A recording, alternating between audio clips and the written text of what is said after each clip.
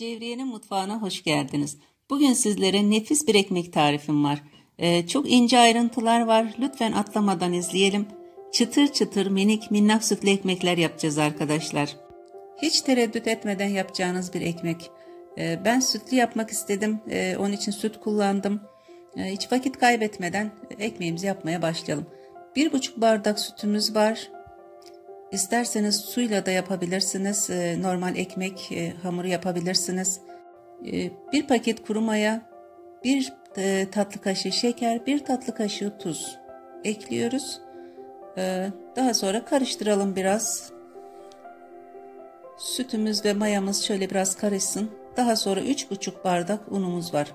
3,5 bardak tam denk geliyor ama bazen unun kalitesiyle değişiklik gösterebilir. Ama benim kullandığım un tam 3,5 bardak yeterli geldi. Tam kıvamında çok güzel bir hamur elde ettim. Güzelce karıştırdıktan sonra artık elimizde yoğurabiliriz. Hamurumuzu çok iyi yoğurmamız gerekiyor. En az 3 dakika yoğurmak gerekiyor. Özellikle ekmek hamurlarında hamurumuzun ve ekmeğimizin daha kaliteli olmasını istiyorsak şöyle şu şekilde elimiz üzerine bastırdığımızda yukarı doğru kalkıyorsa hamurumuz olmuştur. Artık mayalayabiliriz.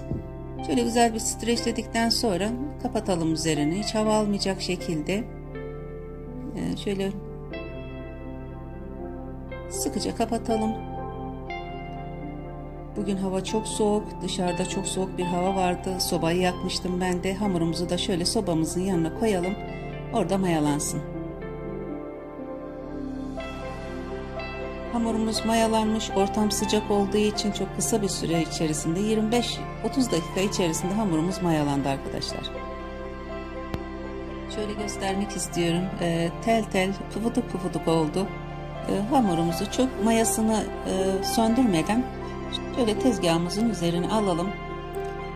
Hamurumuzu hep içe doğru şöyle içe doğru katlayarak bu şekilde ekmek hamurunda özellikle şu işlemi yaptığınız zaman mükemmel bir ekmek yapmış olacaksınız. 13 tane ekmeğimiz oluyor arkadaşlar. Küçük sandviç ekmekler boyutunda yaptım ben. Ama isterseniz tabii daha siz büyük yapabilirsiniz. Kendi tercihinize kalmış. Ama bugün böyle küçük, minnak, sevimli bebek ekmekler yapmak istedim. Yaparken çok keyif aldığım, fırında pişerken hayranlıkla seyrettiğim bir ekmek oldu. Hamurumuzla çok oynamadan bezelerimizi şöyle hepsini içe doğru katlayıp bırakıyoruz. Şunu da şöyle büyük bırakalım. Farklı bir ekmek yapalım. Arkadaşlar yapmamız gereken öncelikle elimizde açıyoruz. Birazcık şöyle altına da un serpelim ki yapışmasın. Şöyle içe doğru, kenardan içe doğru hep bastırıyoruz. Şöyle uçlarını da inceltip şekil verip bırakıyoruz. Ekmek yapmanın en önemli püf noktası bu arkadaşlar. Buna özellikle dikkat edelim. Şöyle içe doğru hep katlayalım, bastıralım. Kenarlarını da düzeltip bırakalım. Tekrar göstermek istiyorum. Elimizle biraz düzeltelim. Şöyle kenarlarını içe doğru koyalım. Katlayıp bastıralım. Her katladığımızda içerisinde hava kabarcıkları olacaktır. Hava kabarcıkları olduğu için de ekmeğimiz çok daha güzel, içi sünger gibi tıkız olmayan kabarık ekmeklerimiz olacak. Hiç atlamadan burayı böyle hepsini yapmak istedim. Tek tek göstermek istedim. Bu şekilde içe doğru katlayıp üzerinden bastırıp kenarlarını da şekillendirip inceltip bırakıyoruz. Bu tarifle ekmeğinizi yaptığınızda eminim ki artık bundan sonra her sabah kalktığınızda taze ekmek yapmak isteyeceksiniz. Mis gibi evi kokutan taze ekmek kokusu kadar güzel bir şey yoktur zaten. Taze ekmek kokusunu sevmeyen yoktur herhalde. Son bezemizi de yapalım. Şöyle tekrar göstermek istiyorum. Güzelce elimizle açalım. İçe doğru katlayalım, bastıralım. Kenarını şekillendirip bırakalım. Şunu da şöyle bir güveç içerisinde küçük bir ekmek yapmak istedim. Denemek amaçlı. Nasıl olacak diye merak ettim. Şöyle düzeltelim, bırakalım. Ekmeklerimizi fırın tepsimize yerleştirebiliriz artık.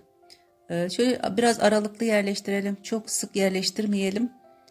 Çünkü ekmeklerimiz kabaracak. Birbirlerine yapışmasınlar.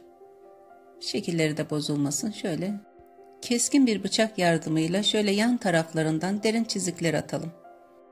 Bu işlemi tepsi mayasından önce yaptım arkadaşlar. 10 dakika tepsi mayasına bıraktım. Hamurumuz da mayalanmış. Çok da güzel şekilleri olmuş. İsterseniz tepsi mayasından sonra da o çizikleri atabilirsiniz. Ama ben bu şekilde daha çok hoşuma gitti. Onun için bu şekilde yaptım. Üzerine de biraz un serpiştirelim. Üzerine serpiştirdiğimiz un çok güzel bir görüntü veriyor. Çok doğal bir ekmek görüntüsü oluyor. Üzerine mutlaka biraz un serpiştirelim. Fırınımızın içerisine ısıya dayanıklı bir kase içerisinde mutlaka su koyalım. Su koymazsak sert, az kabarmış ekmekler olur. Ekmeklerimiz de kabarıyor. Şahane ekmekler oldu arkadaşlar. Gerçekten nefis görünüyor. Ben bunlara bayıldım. Yerim ben sizi. Nasıl da güzel oldular. Şahane görünüyorlar. Hamurunuzu akşamdan yoğurun, buzdolabına koyun. Sabah kalktığınızda çayınız demlenene kadar ekmeklerinizi de pişirip hazırlarsınız. Sabahları mis gibi ekmek kokusuna çocuklarınızı uyandırabilirsiniz. Tabi bu arada artık ekmeği hep sizin yapmanızı isteyecekler. O da ayrı bir konu. Sevimli küçük ekmeklerimizi sandviç ekmeği olarak da kullanabilirsiniz. Eğer videomu beğendiyseniz beğeni ve yorum yapabilirsiniz. Hala kanalıma abone değilseniz abone olmayı unutmayın lütfen.